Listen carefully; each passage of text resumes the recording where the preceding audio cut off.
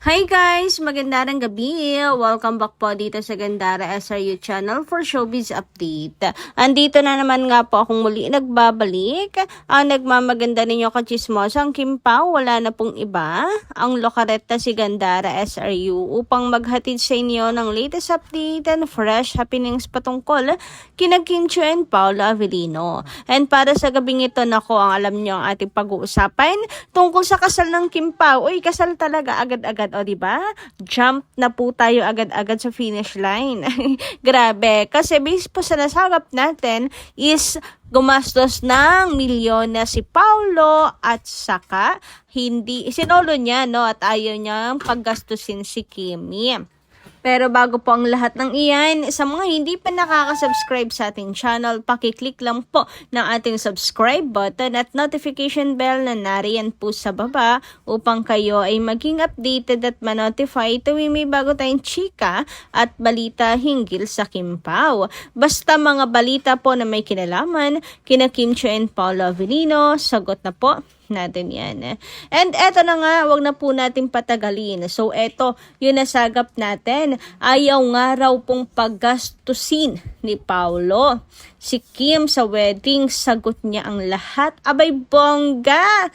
Talaga namang matutuwa ang mga fans niyan. Sana'y totoo ang chika nitong si Sikat Scoop. So ayan, kahit milyon daw po ang gagastusin, sosoluhin. Sabi sa kanyang caption, milyon-milyong gastos Paolo Avellino na is gawing Disney princess si Kim Chiu sa kanilang kasal. Usap-usapan ngayon sa social media ang nakakakilig na plano ni Paolo Avellino. Ayon sa chika, handa siyang gumastos ng milyones at sagutin ang lahat ng gastusin sa kasal para lamang maramdaman ni Kim Chiu na isa siyang tunay na Disney princess. Ibang level ang pagmamahal ni Pao. Walang halong interes kundi purong pag-aalaga sa kanyang minamahal.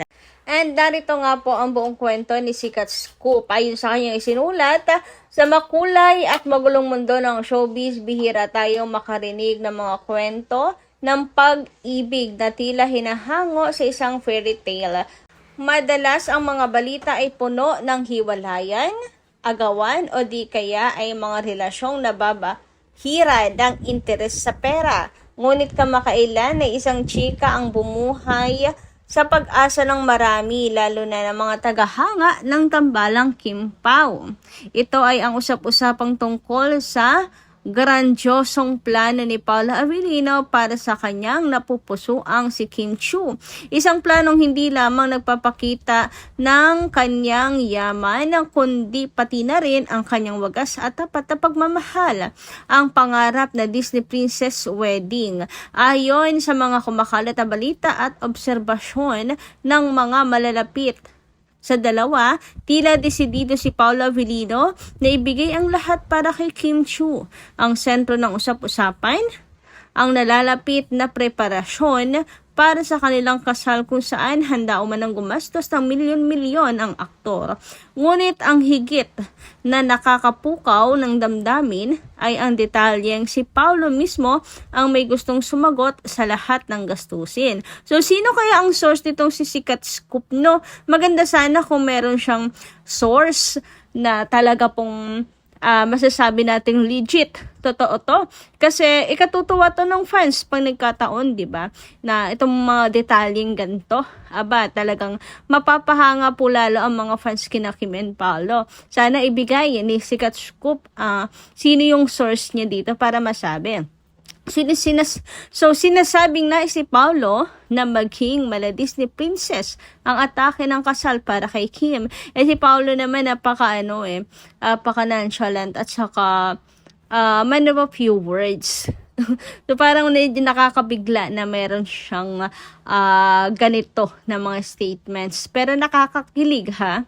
Gusto niyang maramdaman ng Actress na siya ay espesyal, na siya ay reyna, at hindi niya kailangang intindihin ang anumang aspeto ng pinansyal na gastusin. Sa kultura ng mga Pilipino at lalo na sa modernong panahon, kadalasan ay naghahatian ang magkasintahan sa gastos o di kaya'y ay palaging o di kaya'y nagiging praktikal. Ngunit sa kasong ito, tila nais ipadama ni Paulo na sa araw na iyon, ang tanging tungkulin lamang ni Kim ay ang maging masaya at damhin ang pagmamahal na matagal niyang inaasam. Isang pag-ibig na hindi namemerahan. Ang isa sa pinakamalakas na punto na tumatak sa puso ng mga netizens ay ang komentong hindi peperahan. Matagal nang nasa industriya si Kim Chiu at sa kanyang mga nakaraang relasyon, hindi makakaila na dumaan siya sa mga pagsubok kung saan minsan ay natatanong ng publiko kung tunay bang intensyon ng mga lalaki sa kanya o kung may halong interest. Ang kilos nito ni Paulo ay isang malaking sampal sa mga mapagsamantalang tao sa paligid. Ipinapakita nito na si Kim ay minamahal ni Paulo hindi dahil sa kanyang kasikatan o kayamanan, kundi dahil sa kung sino siya. Ang desisyon ni Paulo na siya ang gagastos ng lahat ay isang malinaw na pahayag, mahal kita at kaya kong ibigay sa iyo ang buhay na nararapat sa iyo nang hindi umaasa sa iyong bulsa. Ito ang klase ng pagmamahal na matagal nang ipinagdarasal ni Kim. Isang pag-ibig na secure, tapat at protektado siya. Maraming nanay pao o mga tagahanga ang nagpahayag ng kanilang kasiyahan. Para sa kanila, deserve ni Kim ang makaramdam ng ganitong klaseng pagpapahalaga. Matapos ang mahabang panahon ng paghihintay, ng mga luha at ng mga pusong nasaktan, tila dininig na ng Diyos ang kanyang mga panalangin. Si Lord ang gumawa ng paraan para magtagpo ang landas nila ni Paulo sa tamang panahon at sa tamang pagkakataon. Ang pagbabago sa pananaw ni Paulo, kung babalikan natin ang mga nakaraang interview ni Paulo Avellino, may mga pagkakataon na nasabi niyang hindi siya ganoong naniniwala sa konsepto ng kasal. Siya ay kilala bilang isang taong praktikal. Minsan ay misteryoso, minsan lagi kaya? At hindi basta-basta nagpapadala sa agos ng emosyon, subalit sadyang makapangyarihan ng pag-ibig kapag natagpuan mo ang tamang tao. Nung dumating si Kim Chiu sa buhay niya, tila nagbago ang ihip ng hangin. Ang dating lalaking mailap, sa usaping forever, ay siya na ngayon ang nagpaplano ng isang engrandeng kasalan. Ang pagbabagong ito ay hindi pilit. Ito ay kusa at natural na bunga ng pagmamahal. Pinatunayan ni Kim na kaya niyang baguhin ang pananaw ng isang lalaki, hindi sa pamamagitan ng pamimilit, kundi sa pamamagitan ng pagiging totoo at mapagmahal. Nakakatawang isipin na isang taong sobrang praktikal ay nagiging galante at handang maglabas ng milyon kapag ang usapan ay ang kaligayahan ng taong mahal niya. Ipinapakita nito na ang pera ay nagiging papel lamang kapag ang kapalit ay ang ngiti at kaligayahan ng iyong kabiyak. Sa diskusyon tungkol sa kasalang ito, hindi may iwasang maikumpara ang sitwasyon sa ibang mga sikat na personalidad at vloggers.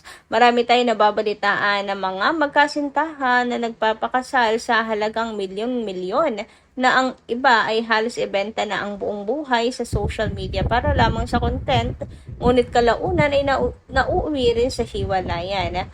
Ang kaibahan kina Kim and Paulo, ayon sa mga obserbasyon, ay ang kanilang pundasyon, ang pagiging low-key ni Paulo at pagiging bubbly. Pero sincere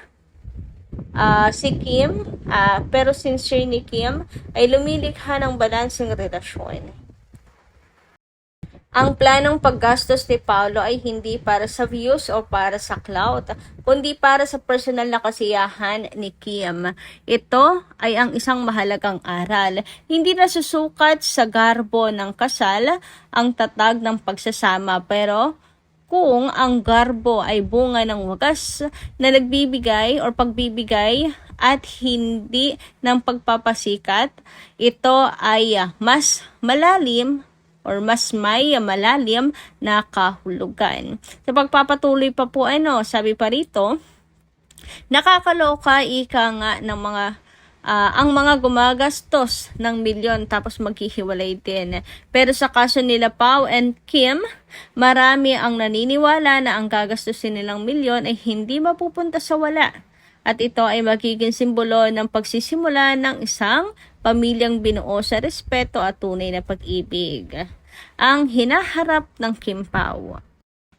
Habang wala pang opisyal na petsa at detalye, ang mismong ideya na pinag-uusapan nila na ito at may ganitong klaseng dedikasyon, si Paolo ay sapat na para kiligin ang buong bansa. Excited na ang lahat sa future ng dalawa. Ang kanilang tandem ay hindi lamang nagpapakita ng magandang chemistry sa screen, kundi pati na rin sa totoong buhay. Ang kanilang kwento ay nagsisilbing inspirasyon para sa mga babaeng pagod ng umasa at natatakot ng magmahal muli. Dahil sa takot na perahan o gamitin, si Kim Chong patunay na darating ang tamang lalaki. At para sa mga lalaking takot sa commitment, si Paolo Avellino ang patunay na kapag dumating ang tamang babae, mawawala ang lahat ng takot at mapapalitan ito ng kagustuhang ibigay ang lahat. Sa huli, ang milyon-milyong halaga ng kasal ay mawawala. Ang pagkain ay mauubos at ang dekorasyon ay malalanta. Pero ang alaalang ipinaramdam mo sa iyong asawa na siya ay isang prinsesa at ang katotohanang pinili mong mahalin siya ng buo at walang pag-iimbot ay mananatili magpakailanman. Naway maging maganda ang kanilang pagsasama at mamuhay sila ng masaya, malayo sa mapanghusgang mata ng mga mundo at puno ng pagmamahal sa puso ng bawat isa. Sana nga ay tuluyan na magbago ang lahat para sa ikabubuti at ang pag-ibig na nahanap nila sa isa't isa ay magiging sandigan nila sa habang buhay. Grabe, hiningal ako dito. Napakahaba naman itong buong kwento ni Sikat Scoop. Pero wala pa rin pong ibinigay na sino yung source dito. But anyway, masaya ako kung totoo to. Kayo ba? Anong inyong masisay tungkol dito? Comment nga lang po sa baba. And hanggang dito lang muna ang ating update. Maraming salamat po sa inyong pakikinigan. Kita-kits po muli sa susunod nating chika. Maraming po salamat.